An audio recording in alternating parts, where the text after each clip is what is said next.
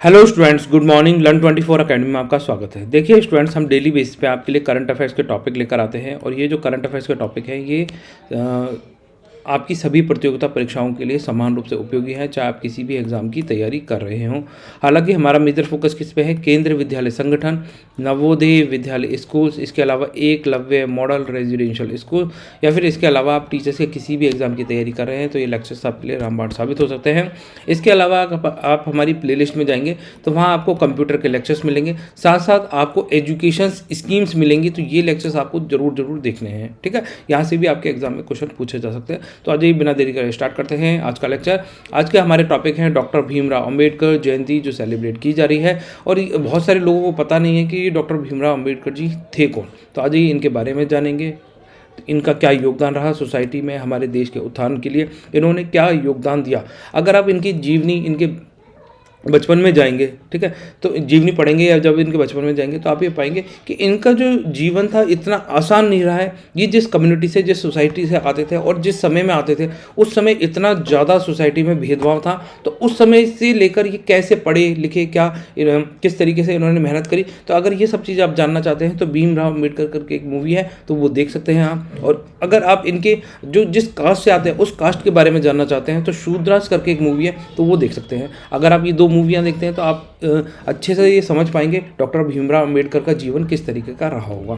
ठीक है, तो आज ये सबसे पहले हम इनके बारे में जानते हैं। तो देखिए, जो डॉक्टर भीमराव अंबेडकर जी हैं, इनका अगर हम पूरा नाम की बात करें तो भीमराव रामजी अंबेडकर इनका पूरा नाम हो जाएगा। तो ये अच्छे से ध्यान रखना, कई बार ये पूरा नाम भी पूछ लेते हैं, एग्जाम्स में आ जाता है ये। ठीक है, तो ये एक प्रमुख भारतीय न्यायविद, एक क्या थे, ज्यूरिस्ट थे, इकोनॉमिस्ट थे, सोशल रिफॉर्मर थे, पॉलिटिशियन थे। अगर हिंदी में बोले तो न्यायविद, अर्थशास्त्री, समाज सुधारक और राजनीतिज्ञ थे। तो इनका कंट्रीब्यूशन किसी एक फील्ड में नहीं है, इन्होंने अपने आप को एनरिच किया था सोसाइटी के हर एक फील्ड के अंदर, चाहे वो इकोनॉमी हो, सोशल रिफॉर्म्स हो, पॉलिटिशियंस हो, ज्यूरिडिक्शंस हो, तो ये हर एक क्षेत्र में महारथी हासिल करी थी इन्होंने।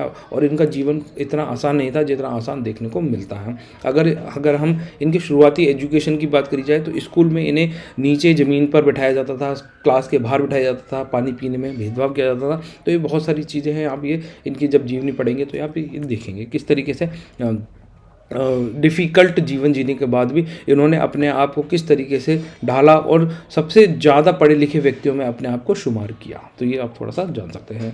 इनका जन्म कब हुआ था? 14 अप्रैल 1891 को हुआ था। कहाँ हुआ था? महू, मध्य प्रदेश में इनका जन्म हुआ था। जिला कौन सा हो जाएगा? महू, और मध्य प्रदेश स्टेट हो जाएगा। ठीक है, तो 14 अप्रैल 1891, ये अच्छे से याद रखना है इनकी जन्म डेट। कई बार एग्जाम में ये भी पूछी जाती है। अगर इनके पिताजी के नाम की बात करी जाए तो पिताजी कौन थे? रामजी मालोजी सकपाल इनके पिताजी का पूरा नाम था, जो कि एक पढ़े लिखे व्यक्ति थे और किसके फॉलोवर थे? संत कबीर के अनुयायी थे। संत कबीर को ये मानने वाले थे। तो ये भी पूछा जा सकता है। अगर हम इनकी शिक्षा की बात करी जाए, प्रारंभिक शिक्षा के बाद में जब आप देखेंगे कि इनका जो प्रारंभिक शिक्षा थी इतनी ज़्यादा डिफ़िकल्ट थी, किस तरीके से इतने भेदभाव में एक व्यक्ति पढ़ता है, लिखता है और उसके बाद में वो अपनी बैचलर्स डिग्री हासिल करते हैं। कहाँ से? बॉम्बे यूनिवर्सिटी से। देखो, आज के ज़माने में लोग अपनी ग्रेजुएशन, बैचलर्स, है ना, ये की डिग्री लेने के बाद भी काम धंधे में लग जाते हैं, और ये उस समय में बैचलर्स डिग्री लेने के बाद में एक देश से दूसरे देश और दूसरे देश से तीसरे देश जाके पढ़ रहे हैं। तो आप सोचिए, यहाँ पर इंडिया में आज भी बहुत सारे ऐसे लोग हैं, लाखों लोग हैं, करोड़ों लोग हैं, जो कि एक स्टेट से दूसरे स्टेट में नहीं जा पा रहे हैं, और ये एक देश से दूसरे देश से तीसरे देश में जाके पढ़ रहे हैं। तो आप सोचिए कितना इन्होंने डेडिकेशन दिखाया होगा पढ़ाई के प्रति। तो इनको जो स्नातक की डिग्री कहाँ से ली थी? बॉम्बे विश्वविद्यालय से ली थी। और आगे की पढ़ाई कहाँ से करी थी? न्यूयॉर्क के कौन से? कोलंबिया विश्वविद्यालय से पढ़ाई करी थी। बाद में लंदन स्कूल ऑफ इकोनॉमिक्स में ये चले गए थे अपनी हायर स्टडीज़ के लिए। तो ये थोड़ा सा ध्यान रख सकते हैं। फिर ये जो हम 2024 में जो इनकी जयंती को सेलिब्रेशन कर रहे हैं, तो ये थोड़ा सा ध्यान रखें कि भारतीय संविधान के जनक डॉक्टर भीमराव अंबेडकर की जयंती 14 अप्रैल 2024 को मनाई जा रही है, धूमधाम से मनाई जा रही है। और ये जो जयंती है कौन से नंबर की है? ये 134वां जन्म दिवस है इनका। ये थोड़ा सा ध्यान रखना है। 134th जन्म दिवस है, बर्थ एनिवर्सरी है, ये भी पूछी जा सकती है। इनकी जो बर्थ एनिवर्सरी है उसे समानता दिवस के रूप में सेलिब्रेट किया जाता है, इक्वलिटी डे के रूप में सेलिब्रेट किया जाता है। आपसे अगर एग्जाम में ऐसे आज पूछा जाए कि इक्वलिटी डे के रूप में किसकी बर्थ एनिवर्सरी मनाई जाती है, तो ये किसकी बनाई जा रही है, भीमराव अंबेडकर जी की जयंती मनाई जा रही है, जिनका दूसरा नाम क्या हो जाएगा, बाबा साहब अंबेडकर भी इनको कहा जाता है। ये थोड़ा सा ध्यान रख सकते हैं, है ना। इनको क्या कहा जाता है, father of the Indian constitution के रूप में भी जाना जाता है, क्योंकि ये जो इंडियन कॉन्स्टिट्यूशन है उसके निर्माता कमेटी के जो हेड थे वो यही थे, ठीक है। तो इसलिए थोड़ा सा ध्यान रखता है।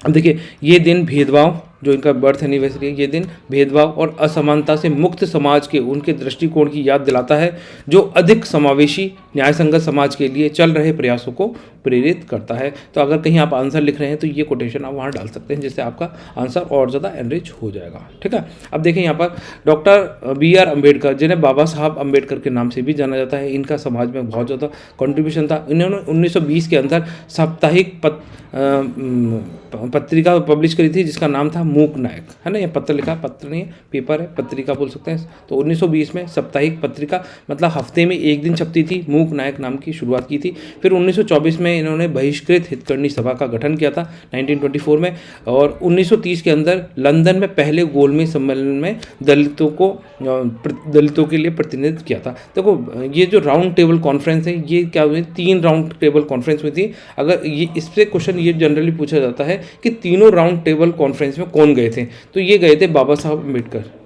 इंडिया से, ठीक है। अगर बात करी जाए गांधी जी कितनी राउंड टेबल कॉन्फ्रेंस में गए थे, तो गांधी जी 2nd नंबर की जो राउंड टेबल कॉन्फ्रेंस थी उसमें गए थे, 1st और 3rd वाली में नहीं गए थे। जबकि 1st, 2nd, 3rd तीनों राउंड टेबल कॉन्फ्रेंस में किसने पार्टिसिपेट किया था, तो डॉक्टर भीमराव अंबेडकर, डॉक्टर बाबा साहब अम्बेडकर के द्वारा उसमें प्रतिनिधित्व किया गया था। ये थोड़ा सा ध्यान रख सकते हैं, कई बार ये पूछा जाता है ये दोनों का डिफरेंस। इसके अलावा डॉक्टर भीमराव अंबेडकर ने 1936 में इंडिपेंडेंट लेबर पार्टी की स्थापना की थी, और बाद में 1942 में अखिल भारतीय अनुसूचित जाति महासंघ में जो बदल गई थी, ठीक है। तो स्टार्ट कब करी थी, 1936 में इंडिपेंडेंट लेबर पार्टी स्टार्ट करी थी, और 1942 में इसका नाम चेंज हो गया था, बाद में इसको चेंज कर दिया गया था, अखिल भारतीय अनुसूचित जाति महासंघ में बदल गई थी।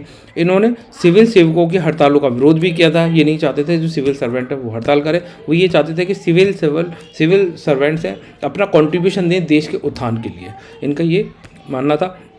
इसीलिए इन्होंने क्या था, बाद में 1942 से 46 तक, है ना, 1942 से 1946 तक वायसरॉय की जो कार्यकारी परिषद थी, एग्जीक्यूटिव जो काउंसिल थी, उसमें इन्होंने एज ए मेंबर के रूप में कार्य किया था, सदस्य के रूप में इन्होंने ये कार्य किया था, जिससे क्या होगा, देश के अंदर कुछ बदलाव ला सके। जब तक देखो आप किसी भी चीज़ में कोई बदलाव नहीं मतलब बदलाव लाना चाहते हैं, तो जब तक आप उस चीज़ में नहीं जाएंगे तब तक आप उसमें उस चीज़ को बदल भी नहीं सकते, उस चीज़ को आपको सीखना पड़ेगा। तो इसीलिए इन्होंने क्या था, वायसरॉय की जो एग्जीक्यूटिव परिषद थी, कार्यकारी समिति थी, है ना, तो उसके सदस्य के रूप में भी इन्होंने कार्य किया था। ये थोड़ा सा ध्यान रख सकते हैं।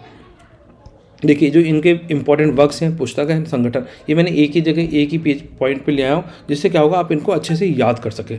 तो देखो, इनकी जो पत्रिकाएं हैं, अगर हम बात करें, मूक नायक 1920 में, बहिष्कृत भारत 1927 में, समता 1929 में, और जनता 1930 में। तो ये पत्रिकाएं हैं, ये पत्रिकाएं याद करनी है आपको। इसके अलावा अगर हम पुस्तकों की बात करें तो ये सारी पुस्तकें आपको याद होनी चाहिए कि डॉक्टर भीमराव अम्बेडकर जी के द्वारा कौन कौन सी पुस्तकें लिखी गई हैं। तो जाति का उन्मूलन, एनिहिलेशन ऑफ कास्ट, ये बहुत ज़्यादा इंपॉर्टेंट बुक है, बहुत बार एग्जाम में पूछी जाती है, तो आपको याद रखनी है। बुद्धा एंड कार्ल मार्क्स, है ना, बुद्धा और कार्ल मार्क्स, ये पुस्तक आपको याद रखनी है। अछूत, वे कौन है, वे अछूत क्यों बन गए, ये किताब याद रखनी है, इन्हीं के द्वारा लिखी गई थी। बुद्ध और उनका धम्म, ये भी देख सकते हैं। और हिंदू महिलाओं का उत्थान और पतन, rise and fall of the Hindu women, ये वाली पुस्तक भी अच्छे से याद रखनी है, क्योंकि ये डॉक्टर भीमराव अम्बेडकर जी के द्वारा लिखी गई है कि जो हिंदू महिलाएं हैं उनका किस तरीके से उत्थान होगा, किस तरीके से उनका पतन हो रहा है। तो ये सारी चीज़ों को इन्होंने इस किताब में मेंशन किया है। इनका योगदान सिर्फ किसी एक वर्ग के लिए नहीं था, महिलाओं के लिए, लेबर्स के लिए बहुत ज़्यादा इन्होंने योगदान दिया है। सभी जातियों की महिलाओं के उत्थान के लिए इन्होंने कार्य किया है, ये थोड़ा सा ध्यान रख सकते हैं। संगठन की अगर बात करें, बहिष्कृत हितकर्णी सभा 1924 में, इंडिपेंडेंट लेबर पार्टी 1936 के अंदर, और अनुसूचित जाति महासंघ 1942 के अंदर ये ऑर्गेनाइजेशन इन्होंने गठन की थी। तो ये आपसे पूछी जा सकती है एग्जाम में। तो ये इसका स्क्रीनशॉट ले लें, इस पेज का, इसको लिख लें, बार बार पढ़ें, तो आपके एग्जाम में 1 नंबर पक्का हो सकता है, ठीक है। आज ही उसके बाद देखते हैं यहाँ पर इन्होंने स्वतंत्र भारत के पहले कानून मंत्री के रूप में कार्य किया था। एक्चुअली क्या था, इनका नेहरू जी के साथ में मतभेद था, मतलब उनके साथ में इनकी बनती नहीं थी, क्योंकि ये चाहते थे रिफॉर्म्स लाना, बहुत ज़्यादा सोसाइटी के अंदर रिफॉर्म्स लाना, सभी को इक्वल दर्जा देना, और साथ साथ जो सोसाइटी के जो डिप्रेस्ड क्लास है उनको भी समाज में बराबरी का हक मिलना चाहिए पूरी तरीके से। तो इसीलिए क्या था, नेहरू के साथ में इनके कॉन्फ्लिक्ट रहते थे और बाद में इन्होंने इस्तीफा दे दिया था। पहले स्वतंत्र कानून मंत्री के रूप में इन्होंने कार्य किया था, ये थोड़ा सा ध्यान रखते हैं। डॉक्टर अंबेडकर बंगाल और बाद में मुंबई से संविधान सभा के लिए चुने गए थे और संविधान मसौदा समिति के अध्यक्ष के रूप में भी इन्होंने कार्य किया था। तो ये सबसे ज़्यादा इंपॉर्टेंट है, ये तो आपसे पूछा ही जाता है कि ड्राफ्टिंग कमेटी के हेड किसे बनाया गया था। तो ड्राफ्टिंग कमेटी के हेड थे डॉक्टर भीमराव अम्बेडकर जी। ये वाला क्वेश्चन बहुत बार एग्जाम में पूछा जाता है, ये थोड़ा सा ध्यान रखें, ठीक है।